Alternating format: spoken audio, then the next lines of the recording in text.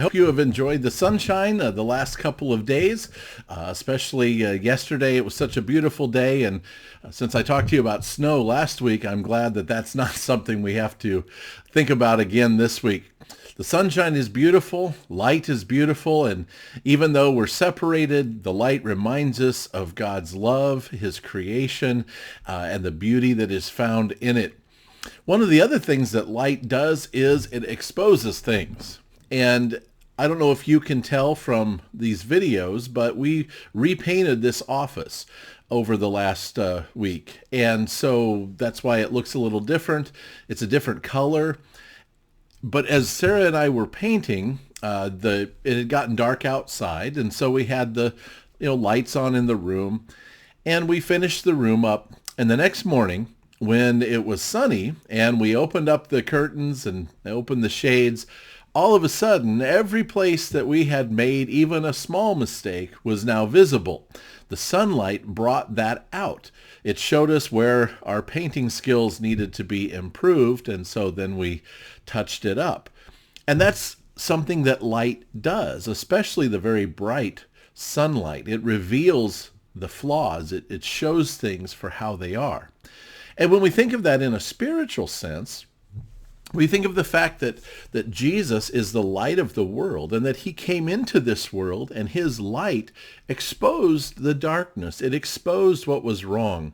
Let me read to you from John chapter 3. We're probably most familiar with John 3:16, which says, "For God so loved the world that he gave his one and only Son, that whoever believes in him would not perish, but have everlasting life."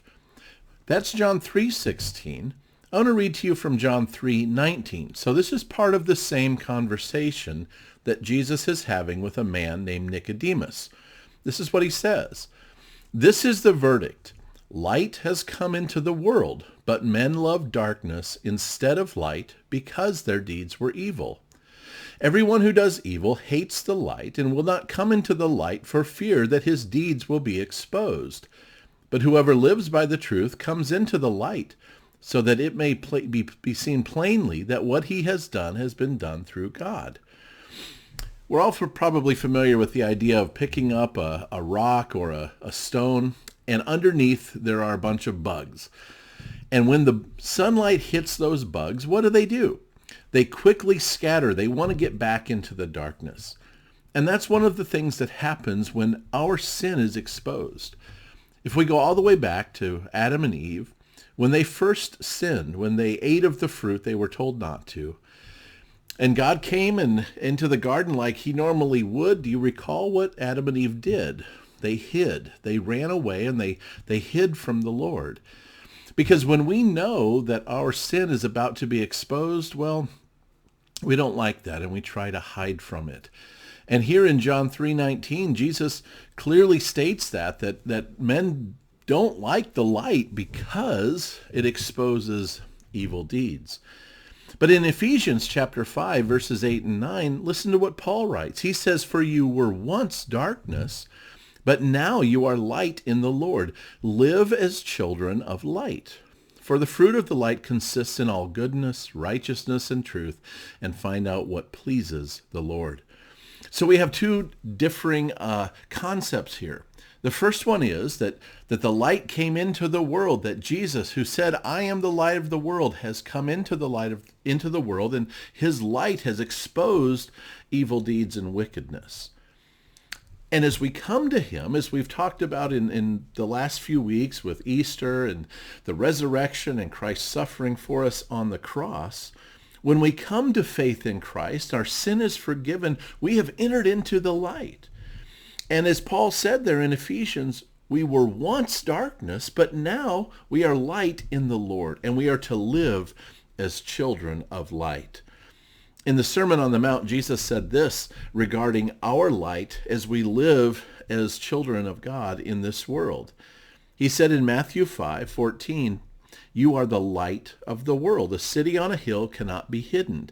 Neither do people light a lamp and put it under a bowl.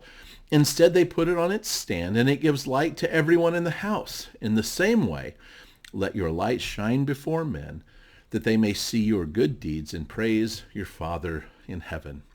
You might recall from maybe a vacation Bible school or Sunday school class when you were a child, the song that goes, this little light of mine and hide it under a bushel. No, I'm going to let it shine. And that comes from Matthew chapter 5, where the Lord is saying, you are to live as the light of the world. You are to show a difference in this world. That's what he said there in verse 16 of Matthew 5. Let your light shine before men, that they may see your good deeds and praise your Father in heaven. I want to encourage you today, if you have come to the light of Christ, if you have a relationship with Jesus, if you have come to God for forgiveness of your sin, because of your faith in Jesus Christ and what he has accomplished on the cross and then in his resurrection, you are the light of the world. And you are to let that light shine before others so that they will give praise to your Father in heaven for the way you live and the way you interact with them and the love that you show to them on behalf of the Father. So I encourage you today, let your light shine. I hope it's a bright sunny day right now. It's actually Monday night. It's dark outside, but I hope tomorrow is another sunshiny day and that you can look at that light of the sun and think, today I want to let my light shine before those that I encounter, those that I talk to in the hall or that I eat with, those that you're sitting with right now. Let your light shine that they may see your good deeds and praise your Father in heaven. Well, until next week, may you have a blessed day, and I look forward to being with you either on screen or in person as soon as possible.